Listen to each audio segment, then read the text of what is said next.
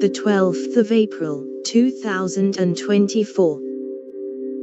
Wastewater, EU Parliament votes for extended producer responsibility.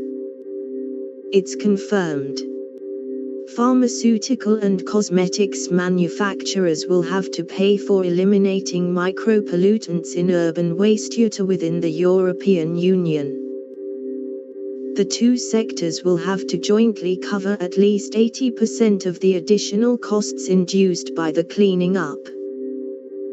The whole package must still be officially approved by the EU's member states.